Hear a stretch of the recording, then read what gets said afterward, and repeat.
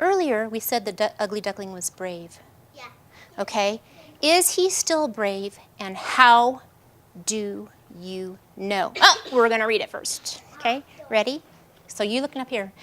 The rest of the winter. So this was the last day of the Ugly Duckling close read. I read it aloud to them on day 1, so they'd heard it all before. We studied the pictures very thoroughly on that first day. And then on days 2, 3, and 4, we reread aloud, and they answered questions. And hunger and cruelty. And stretching out his wings, he lifted himself into the air to fly down to the water. So here's this question that I want you to discuss with your partner. Do you think he's still brave? And what words in the text back up your answer? What do you think? Do you think that he's still brave? Yeah, he is brave. He thinks he'd rather be killed, but he's not going to get killed. So we know what we're going to do? We're going to underline that in the book, okay? So can you come and show me those words? So would you give me a thumbs up if you think that Ugly Duckling is still brave? Okay, yep, good. Oh, is it this part right here too, right? Don't forget that big, because what's this word right here, everybody? Killed. That was the big one that we said, okay? So what Ariana just did is she found the words in the text to back up her answer. You have some different words to prove your answer? Yeah. Okay, let's look at them. He watched them one by one,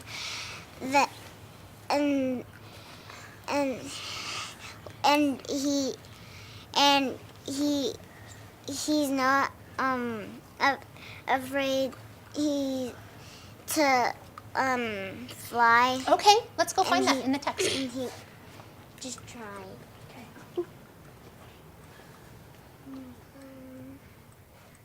Okay. So he's not afraid to fly, and you think that proves that he's brave. Okay, nice work. So the text complexity, it was above the level of most of the students. But because I can read it to them and they can read with me, we encounter words then that we can discuss as vocabulary that are words worth knowing that I wouldn't find in a text that was at a first grade level. Because first grade level text is not complex enough to really up the ante as far as what they're reading. Ready to read it? Oh, how glorious it felt to be rushing through the air, wheeling first one way and then another. He had never thought flying could be like this. Glorious. What a great word. What do you think he felt like? What does that word glorious mean? You gotta talk to a partner. It felt nice to be rushing. It felt nice to be rushing to. He said, oh. Okay. What do you think? And there aren't very many words here to prove our answer, right? But we can figure out that big word by the words around it. They said, oh, how glorious is it? They said how glorious. And what do you think glorious means? Glorious means like you're shiny. You're shiny. Okay. And you're bright and... He feels bright and shiny to be flying? Yeah. All right. So the author uses some special words that kind of tell us that flying, not exactly tell us, but we kind of figure out that glorious is good. Dominic, you want to go and underline some of those for us? Thanks. What is it, Madison? Oh, you're stuck. Dominic, come this way. Oh, that's good too. One for glorious. What is it? Like he feels peaceful. Peaceful. Why did you think peaceful? 'Cause he said it never felt so like this, right? It never felt like this. That's what I'm gonna. Was that what you were gonna say, Kevin? Okay, Dominic? I was gonna try to find how they cheered him on. Oh, that's not on this page. We can't use that. you're going to have to use something on this page. Okay. All right.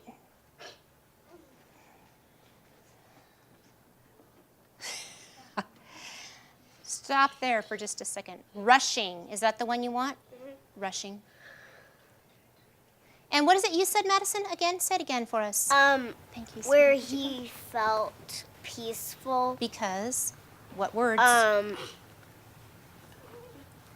Because he said he never felt like this before. Yeah. So I've seen a lot of benefits from the Common Core shift, and a lot of the things that I've seen have to do with the use of vocabulary in 6-year-olds. They are using this giant vocabulary. Even some of the students who aren't speaking English well are using really big words, which is darling, and also just an indication that they are able to take on that vocabulary at a higher rate than what I'd previously taught. They are also able to back up their opinions with text, which I didn't think 6-year-olds really could do previous to trying to do it, but they are doing it. But no such thing was there. Instead, he beheld beneath him a beautiful swan. So this is an important word right here, reflected. Okay? So think about, you're looking down into the pool, and what happens, Madison? You see yourself. Okay, so it says down here, he beheld beneath him. Those are some pretty big words. He beheld beneath him. Can you talk to a partner? What just happened in there? What is beheld beneath him? Down here? Down here. Beneath. Okay, everybody. Beneath. Beneath. It's like under, right? Mm-hmm. That's what I'm going to say. Okay. He saw his reflection. He saw his reflection. And what was the reflection of? Was it of an ugly, ugly duckling? No. Yeah. It was of the ugly duckling, but now he is, everybody? Swan. And he's a beautiful swan. Wow. I'm wondering what that must feel like when you think you're ugly. Then you turn into a beautiful swan. And then you find out and you see yourself and you're beautiful. So do you remember earlier in the story? Yeah. Okay, remember how the cat said, "Can you purr?" Yeah. And the rooster said, no, the hen said, "Can you lay eggs?" Right? Yeah. And he couldn't do any of that. Because this swan has his own talents, his own things that he knows how to do. Could you talk to a partner really quick? What are the things that this swan knows how to do and likes to do? He likes flying and he likes swimming in the water.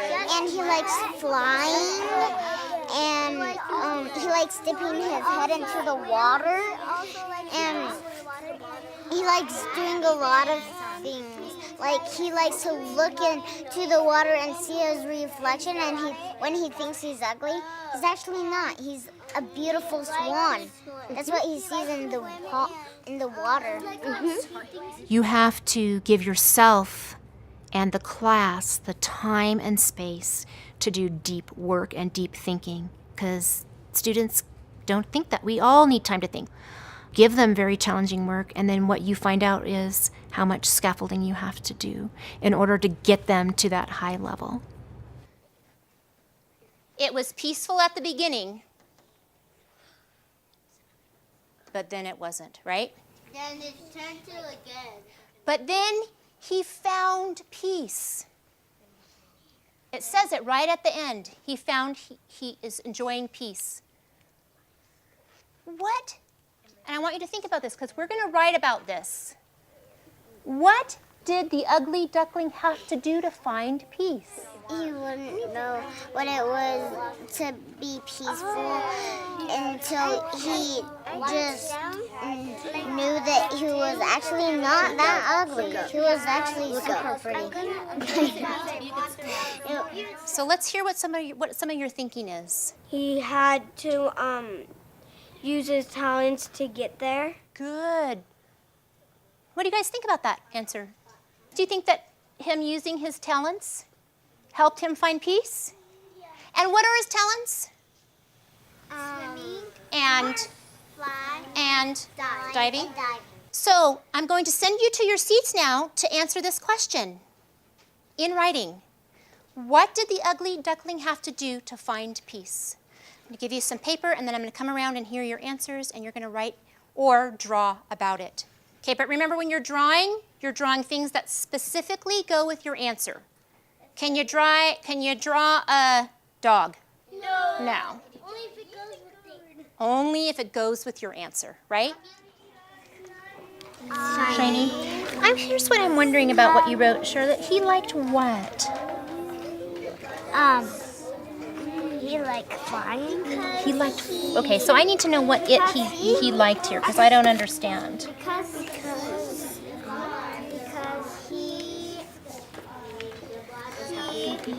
He was happy in the beginning. And then what happened? And he finds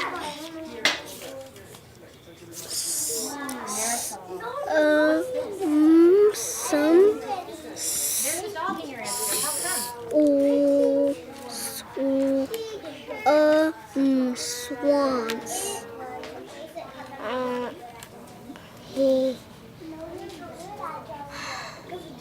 He was a swan. He was a swan. And what do swans know how to do? Swim and fly. So that has to be in your answer, okay? Because this doesn't really answer, this is part of the story, but it didn't really answer the question, right? Because the question was, what did he have to do to find peace? And you said, just now, what did you say?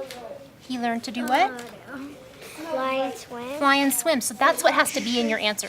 So we need pictures and words that have to do with flying and swimming, right? His talents. We're going to do that on this side. Okay? Because we're not going to cross out your good writing, but you need to answer the question, okay, that I asked. It was happy because he turned pretty. He was like afraid of dogs and guns. And then what happened? He said he was brave. Was he brave at the end? Kind of. Kind of? So you might want to put that at the end. He was kind of brave, right? Yeah. Is that how he found peace? Because he got some brave? Got some courage? So because that's your answer, Rubber? You have to have that in your answer, or I won't know that that's what you're thinking. If you don't write down what you're thinking, I won't know you were thinking that. Okay. But how do you spell those words? Which is the first one? He was afraid. Okay, he. So tomorrow we will review again the writing that we did today. We'll discuss the merits of people's ideas. Then we're going to move on to other fables that have other lessons and say, remember the ugly duckling? This is what we learned. Now let's see what the lesson is in this new story. Make sure your paper answers this question. How did the ugly duckling find peace? Make sure you're answering that question. Good. All right. We're going to put these away.